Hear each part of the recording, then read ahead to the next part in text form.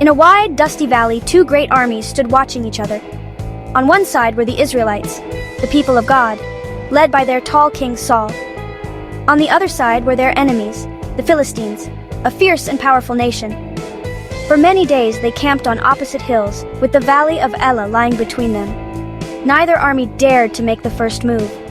The air was thick with tension, and the silence was heavy with unspoken fear. Every morning, the soldiers of Israel would look across the valley, their hearts pounding in their chests, wondering what the day would bring. From the Philistine camp, a giant of a man would walk out every single morning. His name was Goliath, and he was taller than any man they had ever seen. He wore heavy bronze armor that gleamed in the sun, and he carried a spear so large it looked like a weaver's beam. His voice was like thunder, and it echoed across the valley, making the ground seem to shake. He shouted insults at the army of Israel, mocking their God and their courage. He dared them to send out one man to fight him in single combat to decide the war. Goliath's challenge froze the hearts of the Israelite soldiers. King Saul, who was the tallest man in all of Israel, was just as afraid as his men. No one, not a single warrior, was brave enough to face the fearsome giant. For 40 long days, Goliath repeated his taunts, and for 40 days the army of Israel cowered in their camp, filled with shame and terror. They felt small and helpless before this towering enemy. Their faith wavered, and they forgot the mighty God who had saved them so many times before. The hope of victory seemed to be fading away with each sunrise. This daily spectacle became a routine of dread for the Israelites. The soldiers would wake up, eat their rations, and then listen to the booming voice of Goliath. Their morale was sinking lower and lower with each passing day. The once proud army of Israel felt utterly defeated without even fighting a single battle. They saw only the giant's great size and his powerful weapons. They did not see the unseen God who was on their side. The entire nation was trapped in a valley of fear, waiting for a hero who seemed like he would never come. Far away from the battlefield, in the quiet fields near Bethlehem, a young boy named David was tending his father's sheep. He was the youngest of 8 brothers, and while his older siblings had gone to join King Saul's army, David's job was to care for the flock. This was an important task, and he did it with great care and dedication. He led the sheep to green pastures and guided them to quiet waters. He knew each sheep by name, and he protected them as if they were his own children. The peaceful hills were his home, and the sky was his roof. Life as a shepherd was not always peaceful, however. The wilderness was full of dangers. One day a fierce lion crept out from the thicket and snatched a lamb from the flock. David did not run away in fear. Instead, he ran after the lion, grabbed it by its mane and struck it down, saving the little lamb. Another time, a great bear came to attack the flock, and David fought it off with the same incredible courage. He did not trust in his own strength. He knew that God was with him, giving him the power to protect his father's sheep from any harm. One day, David's father Jesse called for him.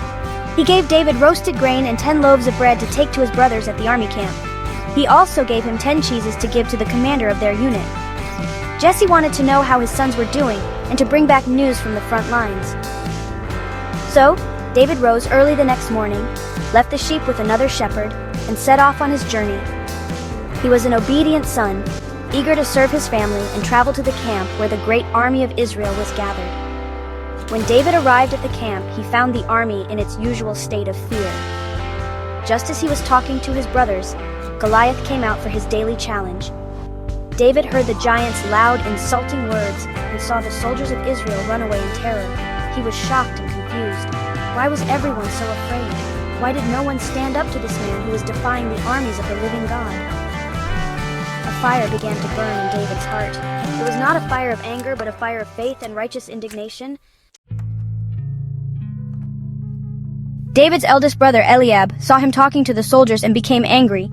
He accused David of being proud and leaving the sheep just to watch the battle.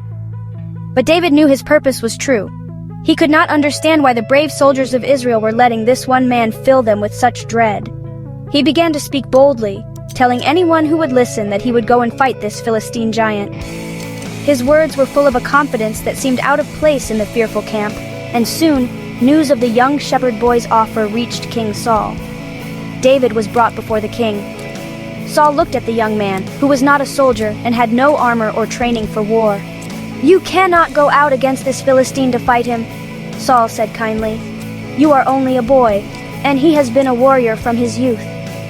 Saul saw only what his eyes could see, a young shepherd standing before a seasoned giant. He could not see the powerful faith that filled David's heart and made him stronger than any warrior in the land. The king's words were meant to protect David, but they underestimated his spirit. But David was not discouraged by the king's doubts. He stood tall and shared his story with confidence. "Your servant has been keeping his father's sheep," he explained. "When a lion or a bear came and carried off a sheep from the flock, I went after it, struck it, and rescued the sheep from its mouth."